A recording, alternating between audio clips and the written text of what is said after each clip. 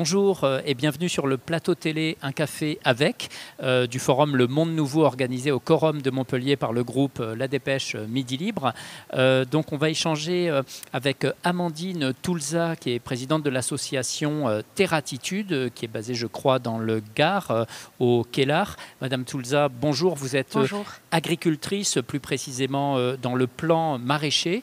Alors présentez-nous un petit peu l'activité, l'originalité de l'association Terratitude. Donc en fait, j'ai créé moi une boîte à outils. C'est la boîte à outils des consommateurs d'aujourd'hui et de demain. Et cette boîte à outils, en fait, elle s'adresse à tous les âges, de, on va dire, 3 ans à plus de 100 ans. Cette boîte à outils... Alors ça veut dire quoi, boîte à outils des consommateurs? En fait, ça veut dire c'est que chaque consommateur peut trouver donc, dans ma boîte à outils plusieurs clés, plusieurs outils pour l'aider en fait à consommer de manière éthique, responsable, pour retrouver aussi également le goût de la terre, car tout provient de la terre, notre alimentation provient de la terre. D'accord. Voilà. Vous n'êtes pas toute seule, isolée, vous avez un écosystème autour de vous qui vous aide, qui travaille avec vous. Vous pouvez le décrire un peu, cet écosystème? Oui, donc j'ai plusieurs partenaires qui me soutiennent donc, dans mes projets, donc, notamment l'ONG Landestini. Donc Landestini, elle est présidée par Fanny Agostini et Monsieur Henri Landès. Également les Ailes de la Terre. Elle fait quoi, cette ONG? Cette ONG, elle, on va dire, promeut le vivant, le retour à la terre. Voilà. Donc notamment, je collabore avec eux pour la Coupe de France du potager. Voilà. Donc je suis également jury de cette Coupe de France du potager qui se déroule donc dans toute la France. C'est les écoles qui partent aux écoles, collèges, lycées, entreprises qui participent à cette Coupe de France. Également, il y a les Ailes de la Terre qui me soutiennent dans ma démarche de valoriser, on va dire, la place de la femme dans l'agriculture. Voilà. Ce qui est un vrai sujet. Oui. Alors vous avez parlé de boîte à outils, pour revenir à Terratitude. De quoi se compose cette boîte à outils? Qu'est-ce qu'on y trouve? Qu'est-ce que vous proposez concrètement? Alors premièrement, il y a une application mobile donc, pour en fait, à télécharger sur Apple et Google. Donc elle est gratuite. Et le but en fait, c'est que le consommateur trouve une adresse, un producteur, un paysan près de chez lui, qu'il soit en vacances, partout en France. En fait. Donc c'est pour valoriser la consommation en circuit court. Également, dans cette boîte à outils, j'ai des livres jeunesse donc, qui s'adressent aux enfants. Le but est de parler de la saisonnalité. Voilà. Je parle également de la biodiversité. Voilà. Un autre outil... Donc il y avait des ateliers, des événements, oui, des voilà. mini-pousses. Voilà, c'est ça. Donc j'ai un autre outil. Donc, ce sont les ateliers et événements, ce que par exemple je fais ici. Voilà, donc je parle de mon métier donc d'agricultrice, du vivant. Je parle de mon application mobile. Et ensuite, donc, les mini-pousses, c'est la collab qui fait pousser. Le but est de mettre en avant toutes les variétés rares et originales qui existent. Voilà. Et de ce fait, le consommateur en fait, peut varier son alimentation. D'accord. Promouvoir la place des femmes dans l'agriculture, vous en parliez tout à l'heure. Comment porter ce message? Comment dire aux jeunes filles aussi que c'est possible d'être une femme et agricultrice donc? En fait, il faut trouver sa place. Ouais. Donc, ce qui est assez difficile.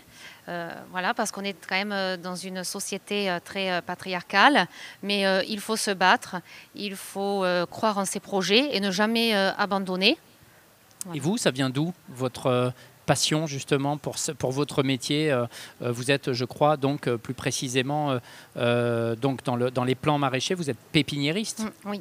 Ça vient d'où en fait? Alors en fait c'est un hasard parce que je ne devais pas travailler dans l'agriculture. Mes parents étaient agriculteurs et ils ont vécu une situation très compliquée. Donc j'avais pour ordre, notamment de ma mère, de ne pas travailler dans l'agriculture. J'ai fait des études de tourisme, ce que je voulais faire. Je suis partie à l'étranger et j'ai rencontré mon compagnon. Voilà, donc Jean-Sébastien Frognier, qui a une pépinière de plants. Et en fait, voilà. La vie a fait que j'ai travaillé avec lui et j'ai dû trouver ma place. J'ai dû développer mon secteur à moi, à la pépinière, ma clientèle. Et maintenant, j'ai développé aussi Terratitude, qui est dans la pédagogie. Quelles sont les raisons de votre participation ici au au Monde Nouveau et on est sur la dernière journée du forum. Comment ça s'est passé? Alors, donc, les raisons de ma participation, donc, elles sont nombreuses. Donc, déjà, je suis sensible à la biodiversité, au climat, à tout ce qui se passe actuellement.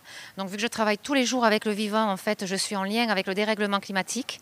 Donc, il y a ce volet-là qui, pour moi, est très important. Dans le Gard, sécheresse? Oui, sécheresse, forte chaleur. Et forte chaleur, ouais. Voilà. Manque d'eau également, voilà. Ensuite, il y a le volet pédagogique qui me plaît énormément dans ce salon. Voilà. Et le bilan, en fait, moi, je suis très contente, très ravie. J'ai pu participer à ce salon. J'ai pu partager donc, mes connaissances. Voilà, j'ai pu transmettre, j'ai pu semer des graines à ma manière. Voilà. À différents publics. Aux différents publics, tous les âges, vous me disiez? Oui, tous les âges, du primaire jusqu'à l'adulte. Donc c'est très intéressant. En tant qu'agricultrice, pour finir, peut-être les actions que vous menez pour le bien-être de la planète, quelques exemples? Oui, donc notamment j'adapte ma technique culturale donc, au respect donc, du vivant. Donc, notamment, je suis beaucoup dans la prévention. Je peux mettre dans mes serres, je mets dans mes serres des tablettes. Voilà. Également, j'ai une lutte biologique, voire plus que biologique. Voilà. Le but est de respecter le vivant, de comprendre le vivant, de s'adapter au vivant, de parler en fait le langage des plantes. Voilà, ce qui est très difficile parce que d'une année sur l'autre, c'est différent. Et le climat, en plus, est très changeant. Voilà, je dois vivre avec mes plantes, en fait. Vivre avec vos plantes. Pour conclure, vos projets pour 2023, 3 axes de développement? Oui, donc l'application, nous comptons passer à 4000 producteurs en France parce qu'actuellement, nous sommes à 2500 producteurs.